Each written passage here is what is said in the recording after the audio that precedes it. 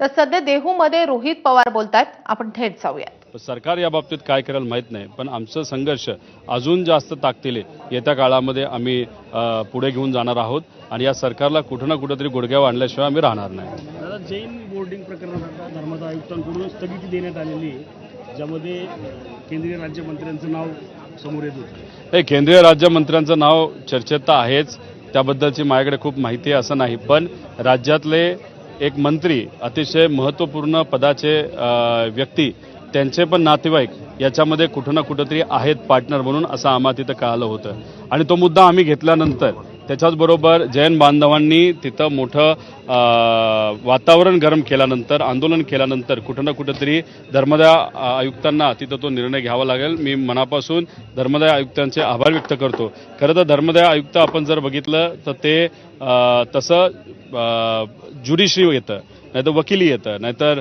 आपण ज्याला न्यायव्यवस्था येतं त्याला त्याचं म्हणतो। खरं तर सरकारकडनं हा कुठेतरी निर्णय घ्यायला पाहिजे होता।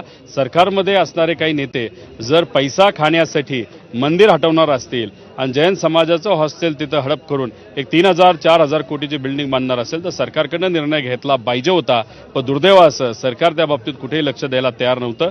शेवटी या लढ्याला यश आलं, लोकांच्या लढ्याला यश आलं आणि ते जर न्याय कोणी दिला असेल तर धर्मदाय आयुक्तालय त्या ठिकाणी दिला, पण फक्त फाईल मूव्ह होताना एवढी फास्ट फाईल कुठल्या टेबलवर आणि कुठल्या विभागात मूव्ह झाली हे सुद्धा कुठं ना कुठं त्याचा अभ्यास केला गेला पाहिजे असं वाटतं। शेतकऱ्यांच्या संदर्भात आपण पाहिलं तर मेधा कुलकर्णीकडून आंदोलन देखील झालेलं आहे, त्यामध्ये कुठेतरी हिंदुत्वाचा पुन्हा एकदा तिथं समोर येताना पाहिलं। बघा, आपण जर गेलो तर जो काही शनिवार वाडा आहे त्याच्या इतिहासामध्ये सुद्धा आपण जाऊ शकतो, पण आम्हाला काय वाद वाढवायचा नाही। आमचं एवढंच म्हणणं आहे की जैन समाजाचं आंदोलन तीव्र होत असताना जैन समाजाच्या लोकांना न्याय मागण्यासाठी रस्त्यावर उतरायची जेव्हा वेळ आली, मंदिराचा मुद्दा जेव्हा पेटला होता, त्या विषयावरचं लक्ष बाजूला जावं यासाठी भाजपने स्टंटबाजी केली, असं एवढंच आमचं तिथं मत आहे। बच्चू कडू जे आहेत त्यांनी एक वक्तव्य केलं आहे की शेतकऱ्यांनी स्वतःला संपवण्यापेक्षा आमदारांना संपवावं असं भडकावू। बच्चू कडू हे आक्रमक नेते आहेत, त्यांच्या भावना या योग्यच आहेत, शेतकऱ्याच्या कष्टकऱ्याच्या बाजूली आहेत, पण बोलत असताना आपण जेव्हा आक्रमक होतो त्यातून आपल्या मुखातून काही चार वेगळ्या गोष्टी सुद्धा जात असतात। संतांचा विचार आणि महामानवांचा विचार आपण जेव्हा स्वीकारतो आणि त्या विचाराने जेव्हा पुढे जात असतो तेव्हा अशा पद्धतीने कापाकापी करणं, नाहीतर आमदारांना मानणं, अशा भाषा कधी येत नसतात।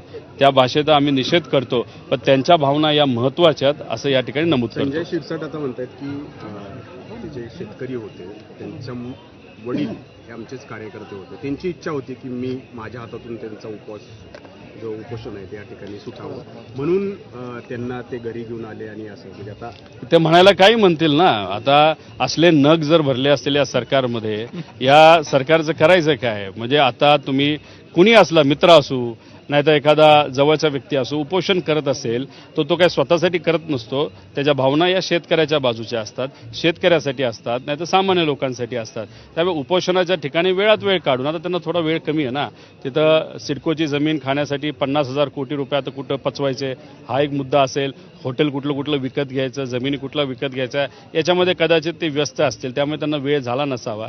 असल्या नगांना या सरकारमध्ये राहण्याचा कुठलाही अधिकार नाही। त्यांनी आता दिवस मोजायला सुरुवात करावी। सिडको या प्रकरणामध्ये 100% त्यांना तिथं राजीनामा हा द्यावाच लागेल। त्यांचे नेते म्हणजे एकनाथ शिंदे स्वतः शेती करतात, त्यांचे अनेकदा व्हिडिओ तुम्ही पण बघितले असतील, सातारा जिल्ह्यात त्यांचं गाव आहे, तिथं जाऊन ते शेती करतात, परंतु त्यांचेच हे संजय शिरसाट बघा, देवेंद्र फडणवीस साहेबांनी मला पुरावा मागितला होता कशाच्या बाबतीत, सिडकोच्या बाबतीत 12,000 पानाचा पुरावा दिला, पण त्या बाबतीत ते चूप आहेत। नुसते पुरावे मागायचे, दिले की गप्प बसायचं। तसंच एकनाथ शिंदे साहेबांचं आहे, एकदा धाडस दाखवायचं असेल ना, शिरसाटांना घरी बसवा, पुरावे दिलेले आहेत आणि फक्त मी दिलेत असं नका समजू, सुप्रीम कोर्टाने सुद्धा पुरावे दिलेले आहेत आणि त्याला दुष्काळात 13वा महिना म्हणून आता या शेतकऱ्याच्या बाबतीतलं हे कृती म्हणजे उपोषण करणाऱ्या शेतकऱ्याला ॲम्ब्युलन्समध्ये बसवून हॉस्पिटलला नेण्यापेक्षा आणि तुम्ही त्या उपोषणाच्या स्थळी जाण्यापेक्षा तुमच्या भारी घरामध्ये आणून त्याचं उपोषण तुम्ही सोडवत असता, हा जो पराक्रम आहे, या पराक्रमाला त्यांना बक्षीस, त्यांचा राजीनामा घेऊनच त्यांना बक्षीस दिलं पाहिजे असं मला वाटतं। श्रीकांत शिंदेंनी एक बैठक घेतली, त्यामध्ये नाराजीचा सूर पाहायला मिळते की स्वतंत्र लढायचं, युतीमध्ये नको, नागपूर असेल, नाशिक असेल, अन्य ठिकाणी विरोध होताना पाहायला मिळतं। आता भाजपमध्ये नक्की कशामुळं असे ते बघा, नाराजगीचा सूर आहे असं आपल्याला म्हणता येणार नाही, पण एकनाथ शिंदे साहेबांच्या पक्षाला आणि अजितदादांच्या पक्षाला कुणकुण लागलेली आहे. पर्याय राहणार नाही. भाजप त्यांना वेगळंच लढायसाठी सांगणार आणि तर रोहित पवारांच्या या प्रेस कॉन्फरन्सकडे आणि